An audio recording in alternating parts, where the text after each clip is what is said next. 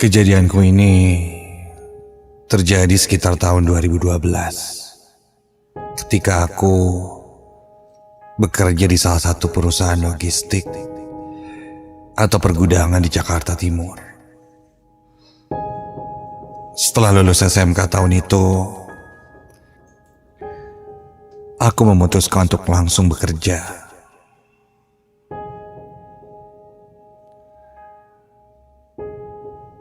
Setelah melamar kerja kesana kemari, akhirnya aku mendapat kesempatan bekerja dan diterima di salah satu perusahaan spare part logistik di Jakarta sebagai warehouseman atau stockkeeper. Biarpun lokasinya lumayan jauh, namun tetap aku jalani. Ya lumayanlah, untuk nambah pengalaman dulu pikirku. Seperti pekerja gudang pada umumnya, aku bergelut dengan barang yang ada di gudang. Mencek, menyimpan, dan mengambil barang sudah menjadi makananku sehari-hari.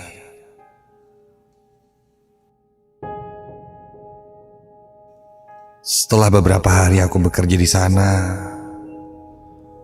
mulailah aku mendengar cerita-cerita tentang gudangku itu. Dulu, katanya gudang ini bekas pabrik ban yang bangkrut. Setelah itu, beberapa tahun kemudian, barulah dibangun perusahaan ini. Saat kosong, gudang ini sangat kotor dan terbengkalai. Katanya, gudang ini angker. Setelah dibangun sekarang pun, masih sering terjadi kejadian-kejadian aneh. Mulai dari sosok yang menyerupai karyawan, sering terdengar ada anak kecil berlarian di lorong rak barang, bayangan orang tapi tidak ada siapa-siapa, sampai suara-suara aneh dan penampakan lainnya.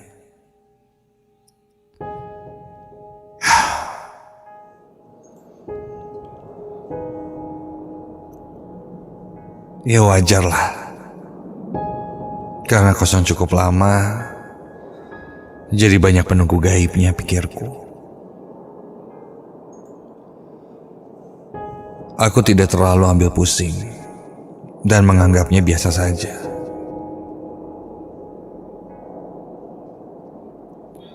Sampailah pada hari itu. Suatu ketika, kerjaanku sedang banyak karena akan ada audit dari pusat katanya. Karena aku bertanggung jawab terhadap stok, aku rapihkan setiap gudang.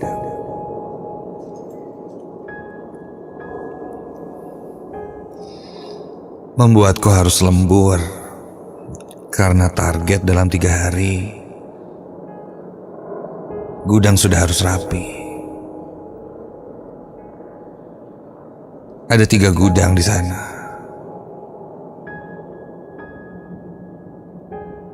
Gudang 1 yang lumayan cukup besar, juga ada gudang 2 dan gudang 3 yang letaknya di gedung yang sama. Gudang 2 di lantai atas, sedang gudang 3 di bawah. Ketika lembur hari itu, aku tidak sendirian.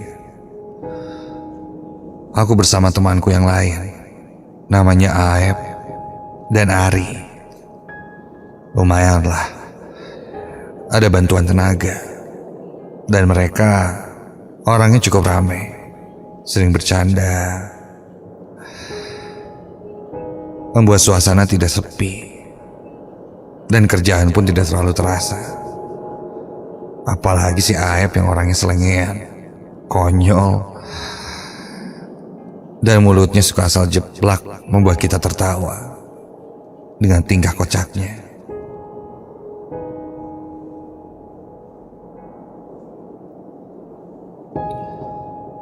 Singkat cerita, gudang 1 dan gudang 2 pun selesai pengerjaannya. Tinggal gudang 3 yang setengah jalan. Ketika dilihat, jam menunjukkan jam 11 malam.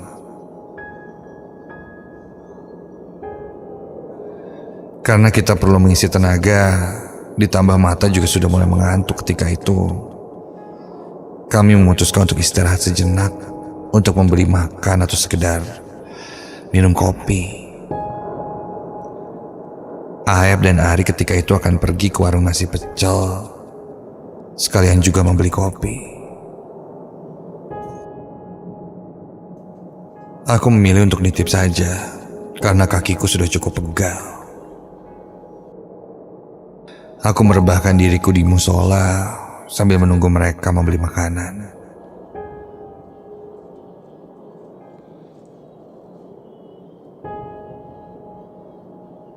Sebelum pergi,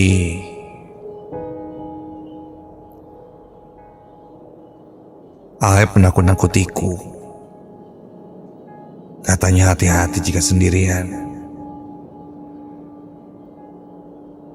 Nanti diganggu setan.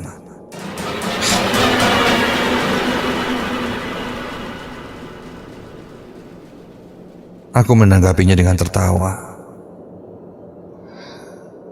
Karena dia memang jahil dan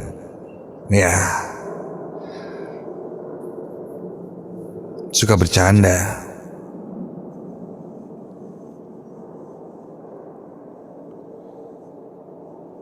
Sekitar 10 menit berlalu,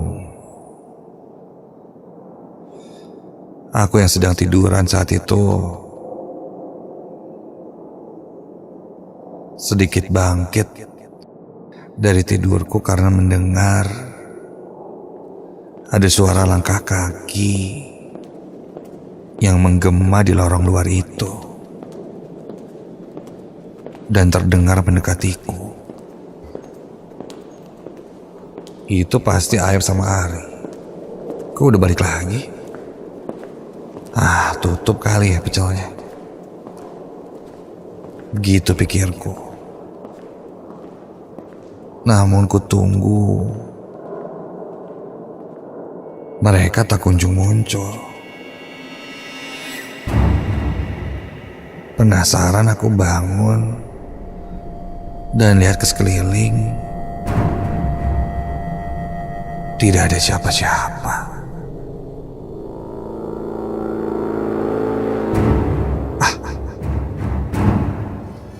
Mungkin itu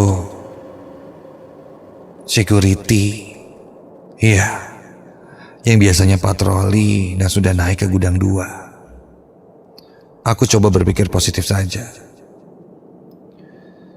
Lalu aku pun menunggu security itu kembali. Karena biasanya kalau kontrol tidak terlalu lama, hanya sebentar lalu turun lagi. Dan akses jalan keluar pasti melewatiku lagi. Namun security itu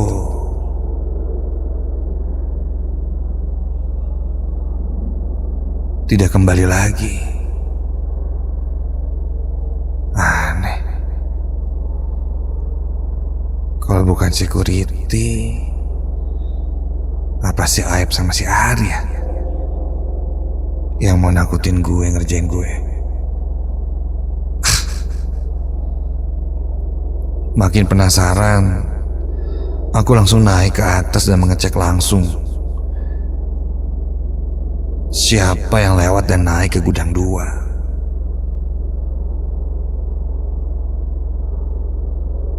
Ketika aku sampai di gudang 2, keadaan menuju ke gudang 2 lantai atas ini cukup gelap.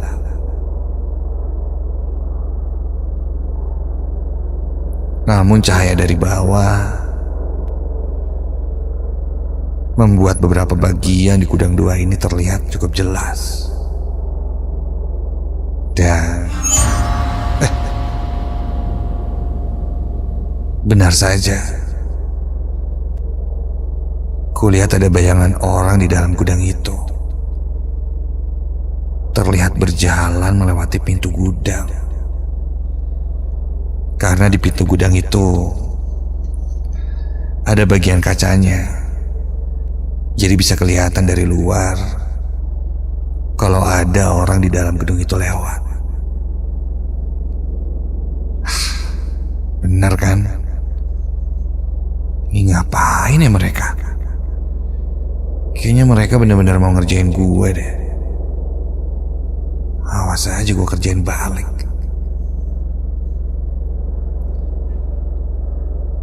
Aku lalu berjalan perlahan mendekati pintu agar Aep dan Ari tidak tahu aku menyusul mereka. Aku buka pintunya perlahan.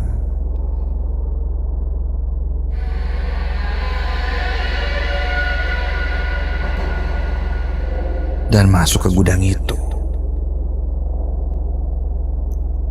Berjalan pelan-pelan sambil melihat-lihat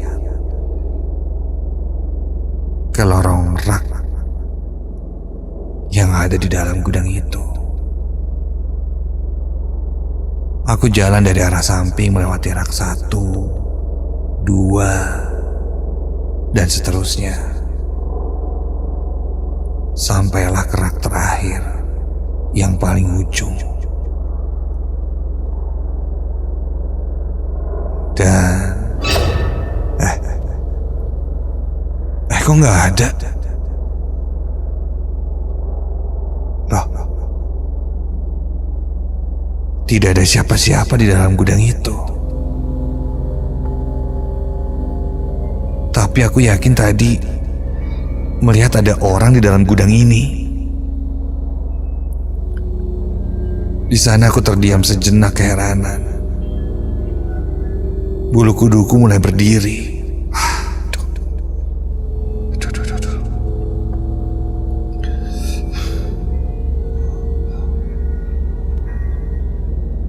Aku yakinkan lagi melihat-lihat ke antar lorong rak yang ada di gudang itu.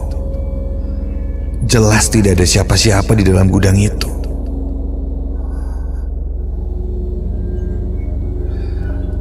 Di dalam kebingunganku itu, tiba-tiba Hei.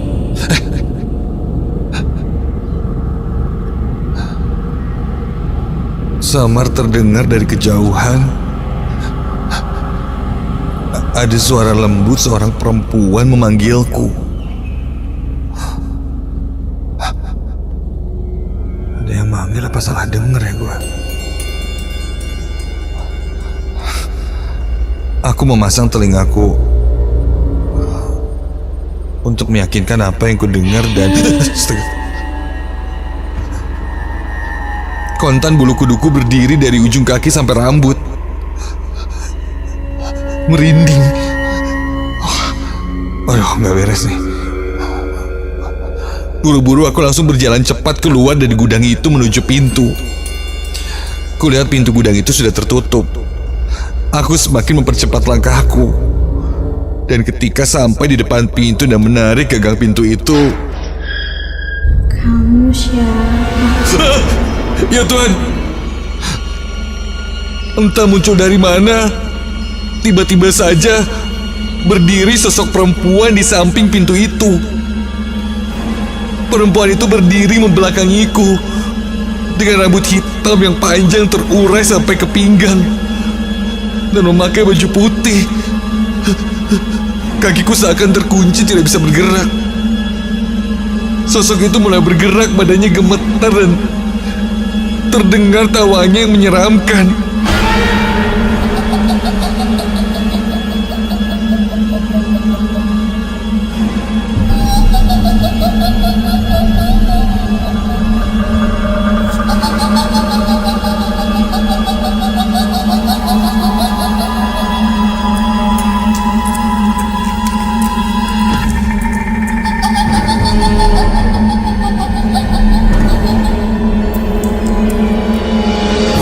Jantungku seakan mau copot dan lututku lemas.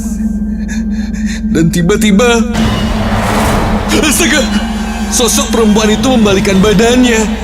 Terlihat kini dengan jelas wajahnya putih pucat, dengan matanya yang melotot ke arahku sambil tersenyum menyeramkan.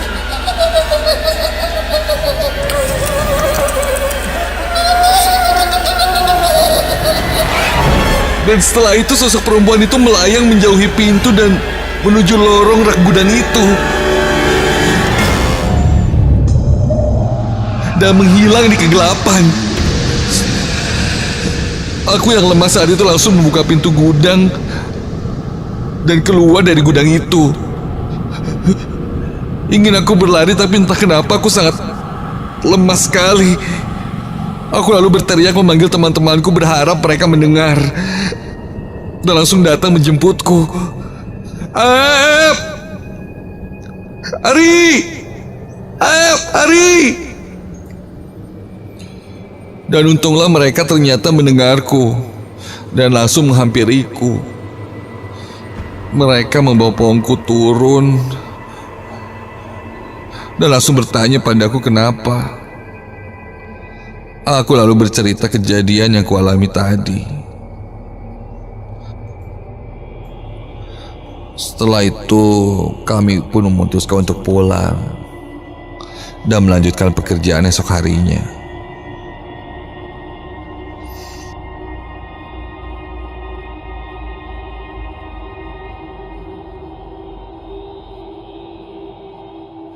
Cerita yang beredar tentang gudang itu ternyata benar. Aku percaya karena aku mengalaminya sendiri. Tempat yang sudah dibiarkan kosong, nyatanya tidak benar-benar kosong. Mereka yang tidak terlihat mungkin sudah menempatinya. Dan ketika kita datang, mereka yang merasa mempunyai tempat itu jadi terganggu. Hingga akhirnya mereka seakan menunjukkan bahwa tempat itu milik mereka.